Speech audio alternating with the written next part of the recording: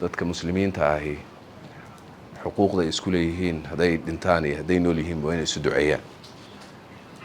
marka waan u ducaynaynaa ugaaskeenii intanoo muslimiina oo isu timid kolley in badan oo wax ilaahay ka aqbalayaa jirta. marka nasiib buu leeyahay inay intaas hal mar maalinka dhaweydna si weyn loogu tukaday oo ilaahay loogu ergeeyey.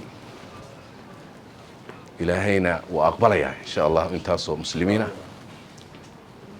caawa keliya intaan hadda ugu imid keliya na waxaa weeye oo muslimiinta ah oo jeclayd oo ahalkiisa ah oo aan cuqdad iyo xumaan midna uusan kaga dhimane walaaltinimo iyo ahalnimo iyo inuu ku hogaaminayay hoggaanka dhaqanka iyagoo raalli ka ah inay u duceeyaan ay isugu yimaadaan waa calaamad ku muujinaysa sida uu u ahaa qof wanaagsan. marka ilaahay subxaanahu wa tacaala ha u naxariisto ahalkiisa iyo qaraabadii oo ugu horeeyaan ubadkiisa iyo reerihiisa iyo reerkan halkan fadhiya bahdan caawa halkan fadhida iyo ummadda Soomaaliyeed intaba uga taxsiinayna sabri iyo iimaan allah inaga siiyo. waa la wada dhiman doonaa shaki kuma jiro laakiin dee waa un la kala horeynaya kulligeen dhammaanteen maalinba qof baa dhimanaya tacsidiisaa la joogayaa waa la aasayaa waa loo ducaynayaa ilaa adduunku uuba sidaas uga gabagaboobo kuwo kalena way dhalanayaan sidaasuu waa kadaa dawaaliig saas ay ku socotaa. waxaa marka nasiib leh qofkii ilaahay subxaanahu wa tacaala uu waafajiyo tawxiidka camal wanaagsan ummadda muslimiinta uu si wanaagsan ula dhaqmo qofkaas ayaa nasiib leh oo lagu soo dhaweynayaa daartii aan laga guuraynin ee ilaahay subxaanahu wa tacaala uu u diyaariyey. ugaaska ilaahay daartaas la diyaariyey oo ay ugu sarrayso maqaam ahaan firdows alaclaa. marka kale waxaan leenahay ilaahay haggiga. intaas kadib waxaan idinka raaligelinayaa waktiga aan imid oo habeen ah. sababta aan u imid halkanna waxaa weeye jidkani maadaamuu iska biisi yahay mar walba inaanaan dadka ka habaar guran oo maxaan ku dhahaa muslimiinta ah jidadka la xirxirin oon la riixriixin dadka ayaan isdhi bal waktiga malaha ay la mari karo xilliyadaasaa ugu roon. marar fara badan oon dadka la soo shaahi lahayn oon idiin imaan lahayn oo meelo badan runtii aan anigu jeclaan lahaa weliba magaaladaydii inaan aada u soo dhex baro asxaabtaydii la soo shaaho. waxyaabaha dhibaatada weyn igu ah waxaa weeye inaan arko jidadka oo xiran oo la xirayo. wardaaya haddaan nirina nimankaa askartaa diiday kara weyne. marka waxaa weeye duruuftaa keentay. waxaan ilaahay ka baryaynaa in annagoo sida madaxda qaarkood adduunyada baaskiille iska dhex wadana dadkeen inay insha allah inay inoo timaado wayna iska iman doontaa.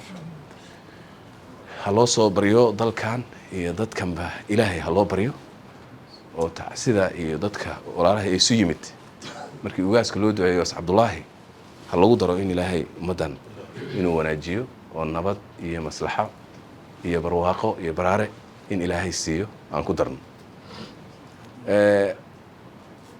haddii dee ugaas baxo ugaas kalaa iman. marka waxaan rajaynaynaa ilaahay ka baryaynaa inuu ugaaska imanayana uu ka dhigo ugaas barakaysan oo ku hogaamiya dadkiisa dariiqa wanaagsan oo ku daysada aabihiis ama walaalkiis sida caadiga waxay ka timaadaa un familka Soomaalida. marka waxaa weeye in ugaaskaasna waan ilaahay baan u baryaynaa soo socda in ilaahay isna waafajiyo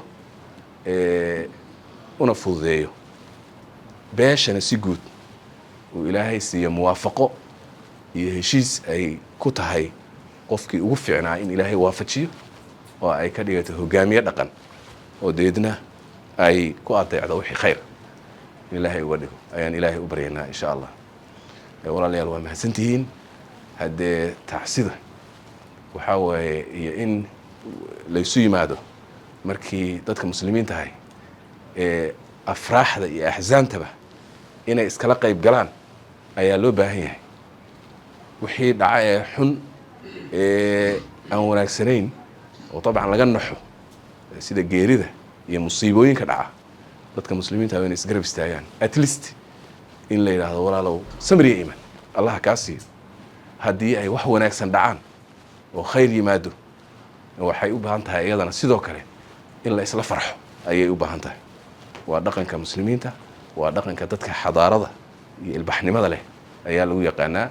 innaguna walaalaanahay marka inaan reer dhan soomaaliya waa dowlad laakiin waxaa waaye waxaan nahay dad muslimiina oo arrinta familka iyo reeruhu dadka muslimiinta ahay inay famil yeeshaan oo reero yeeshaan. ilaahay wuxuu yidhi innaa khalaqnaakum min dakarin wa unthaa wajacalnaakum shucuuban wa qabaa'ila litacaarafuu. marka waxaa waaye beesha iyo qabiilka waa asal ka mid ah usuusha bani aadamka diintuna qirtay in la ilaaliyana ay tahay, laakiin sida wanaagsan in lagu ilaaliyo ay tahay. marka qabiilka waan ictiraafsannahay, reerkanna waa reer weyn oo qiimo badan oo soomaaliya dadka ugu sharafta badan, ugu karaamada badan, ugu qiimaha badan ka mid a. aad iyo aad baad u mahadsantihiin. mar kale waxaan leenahay ugaaska allah u naxariisto, waana idinkana saad isugu duubnidiinna iyo wanaaggaad isugu timaadeen allah idinsi xoojiyo. aad baad u mahadsantihiin. jazakum allahu khayr. السلام عليكم ورحمة الله وبركاته.